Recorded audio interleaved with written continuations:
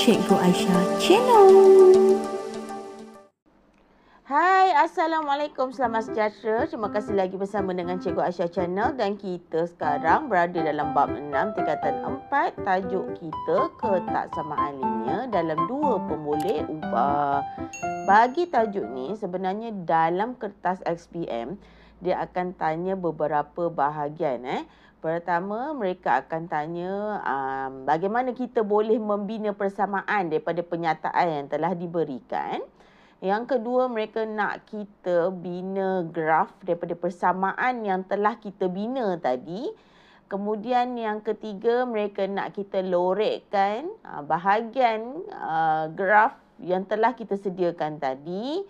Yang keempat, dia minta cari maklumat daripada graf tersebut. Maksudnya, kalau keluar dalam kertas 2, 4 perkara ini kerap diminta.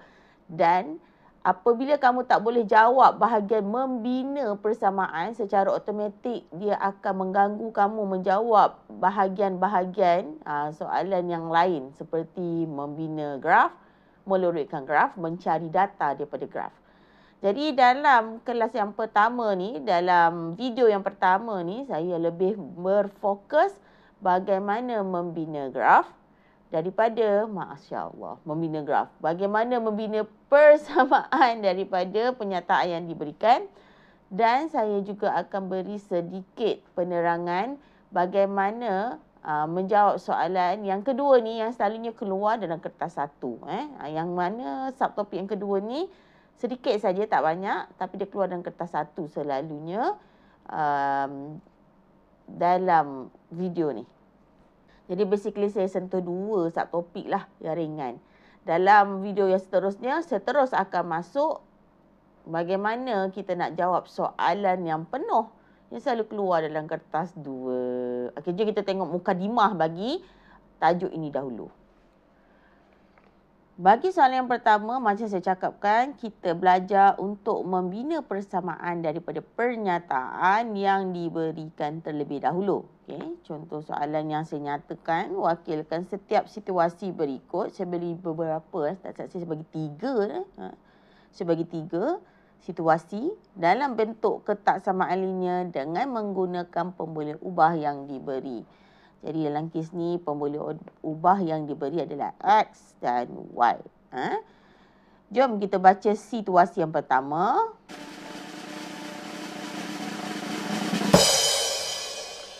Bagi situasi ni kita tak ada nak pakai kalkulator ke apa ni. Tak perlu pun nak pakai kalkulator. Lebih kepada membina persamaan. Harga sebatang pen. Harga sebatang pen ialah RM2 dan harga bagi sebuah buku nota ialah RM5.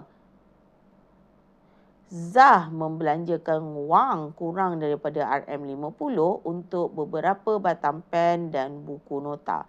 Jadi keywords yang kita nampak kat sini, dia cakap dia membelanjakan wang kurang daripada. Alright. Dalam tajuk ketaksamaan linear ni, kita kena kenal simbol-simbol yang melibatkan lebih besar, lebih kecil, lebih besar atau sama dengan, lebih kecil atau sama dengan.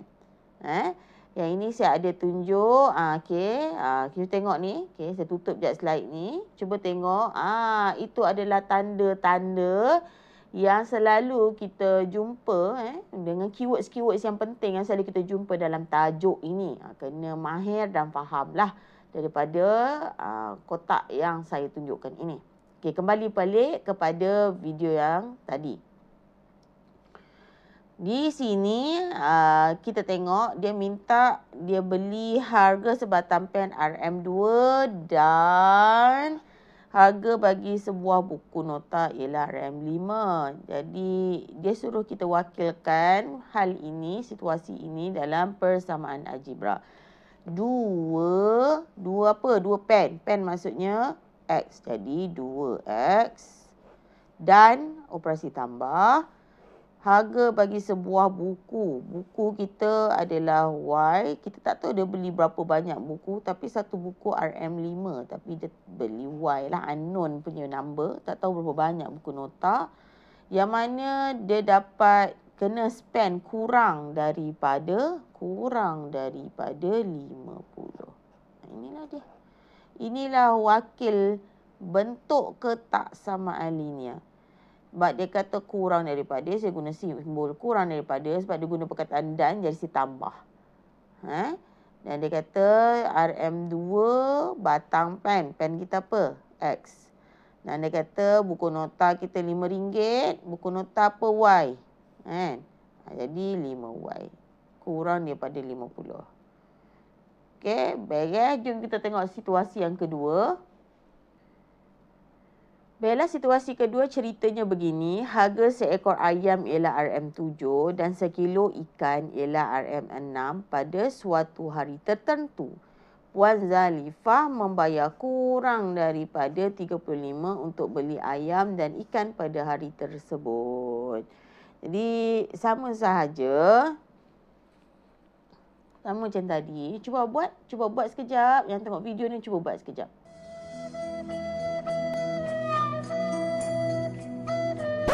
Okey, jom bandingkan jawapan kamu. Kita ada RM7.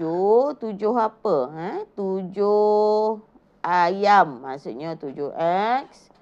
Kerana mereka guna perkataan dan, jadi kita tambah. Seekor ikan. Ikan RM6. Ikan Y.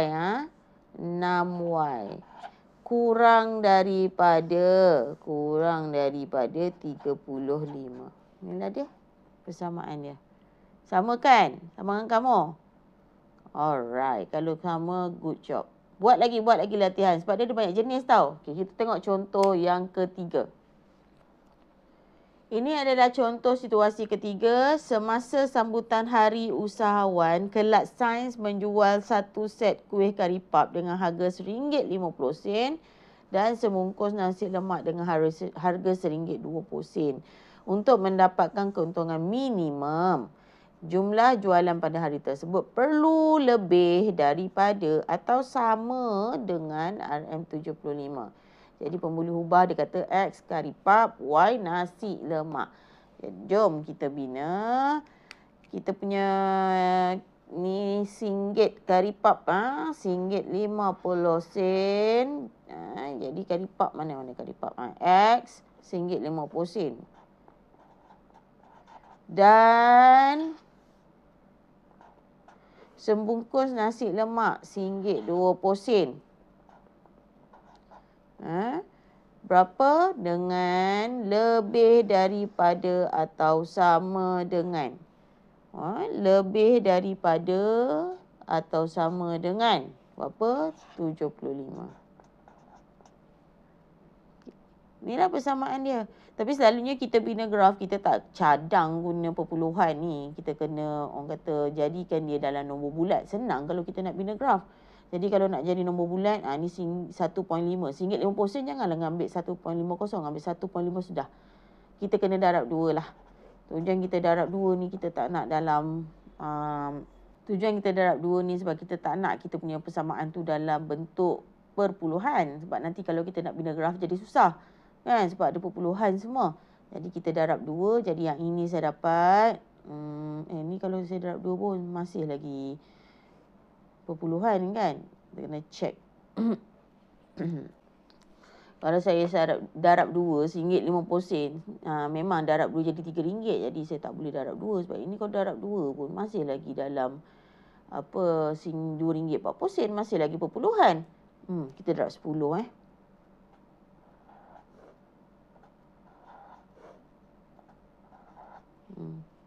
darab 10. Senang. Jadi dapat 15X tambah 12. Y tercicir. Lerabi. 75 darab 10, 750. Kalau kita tengok contoh dalam buku teks pun, memang ada juga contoh soalan dia bagi dekat bahagian ketaksamaan linear, bahagian page hadapan tu pun ada juga satu contoh soalan dia bagi dalam perpuluhan dan mereka memang tukarkan dalam bentuk nombor bulat. Macam kes ni lah saya dapat dalam perpuluhan. Tadi konon nak darab 2, tak boleh. Tak boleh juga. RM1.20 darab 2 nanti perpuluhan juga. Jadi saya darab 10 semua. Dia kalau satu kita darab 10, semua ni satu set nombor ni memang kena darab dengan 10 lah. Dia tak boleh sekejap darab 10, darab 4, darab 6. Tak boleh. Dia orang ni kembar. Kalau satu darab 10, semua satu set ni kena darab 10. Jadi bila kita darab 10 semua, hasilnya kita dapat macam ni. Maka persamaan yang terbentuk adalah dalam bentuk nombor bulat. Cuma ni besar sangat nombor ni. Okay lah. Tapi soalan ni dia tak minta kamu bina graf pun. Dia hanya suruh kita bina dalam ketaksamaan linear. Okay. Dia sebenarnya ada banyak bentuk soalan lagi tau. Jadi saya cadangkan awak pergi jawab banyak bentuk soalan. Dan insyaAllah dalam video kedua kita akan perbagaikan lagi bentuk situasi supaya kamu belajar untuk bina persamaan. Nantikan saya video yang seterusnya. Ada lagi satu subtopik yang dalam video ini yang saya nak tunjukkan kepada pelajar.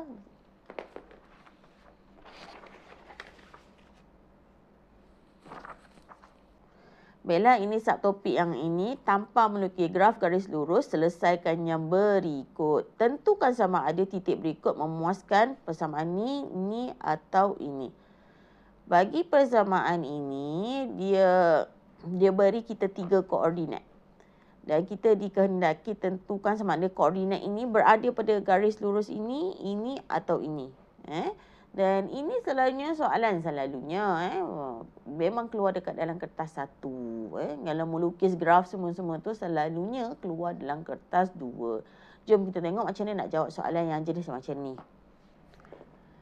Baiklah, kalau perhatikan persamaan yang saya beri dekat atas ni semua sama sebenarnya. Yang cumanya yang bezanya dia punya tu dia simbol dia je. Mereka punya persamaan adalah Y sama dengan 2X tambah 5. Y lebih besar daripada 2X tambah 5. Y lebih kecil daripada 2X tambah 5. Jom kita tengok untuk soalan yang pertama. Dia punya persamaan yang ke atas ni. Saya cuba masukkan dulu.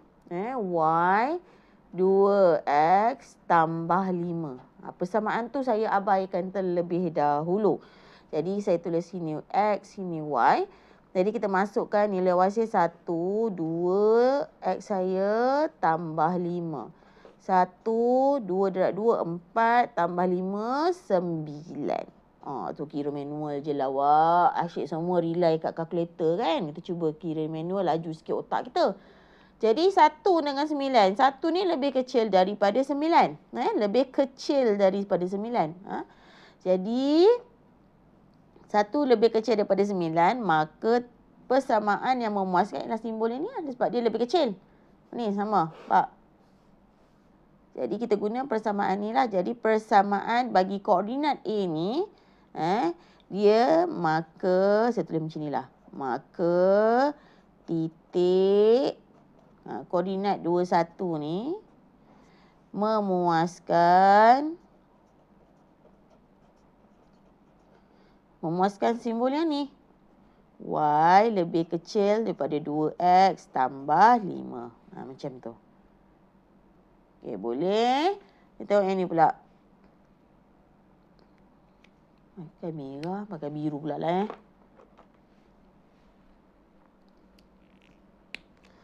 Sama juga kita tulis persamaan ni dekat atas. Kalau dah mahir tak payah pun tak apa. Tempat saya mengajar. Jadi saya tunjuk satu-satu kat orang yang nak menengok video saya ni. X, Y. Y saya 5. 2, X negatif 3 tambah 5.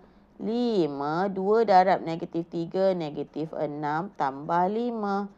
5, yang ni dia tunggal je. Jadi awak settle sesatu masuk nilai dah lah. Yang ni awak kena settle kan. Kalau nak guna kalkulator silakan. Negatif 6 tambah 5, negatif 1. Jadi kalau ikutkan ni, 5 ni lebih besar daripada negatif 1. Jadi simbol dia begini. Jadi yang lebih besar simbolnya maksudnya dia sama ni lah. Dia memuaskan persamaan yang ni. Jadi kita tulis maka titik ni negatif 35 memuaskan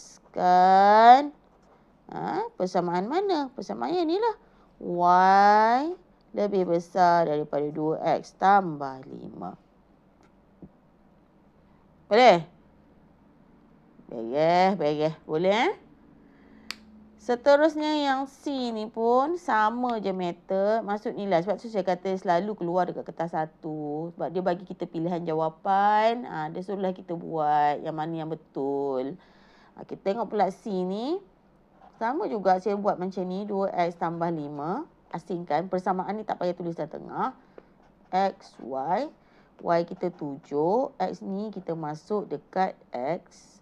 1 tambah 5.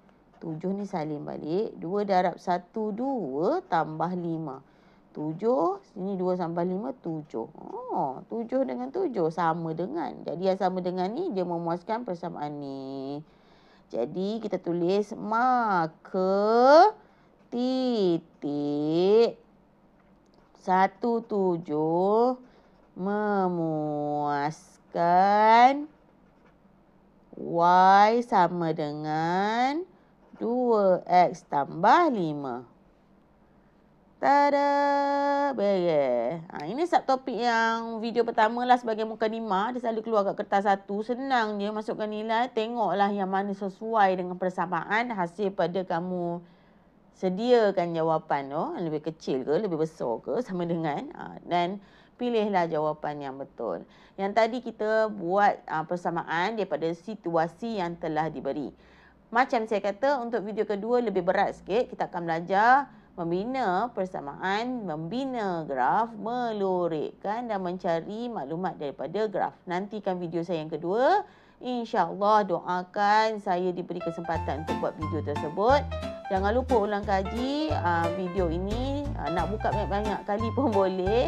Dan supportlah Cikgu Aisyah Channel. InsyaAllah. Jumpa lagi. Salah silap saya minta maaf. Bye-bye.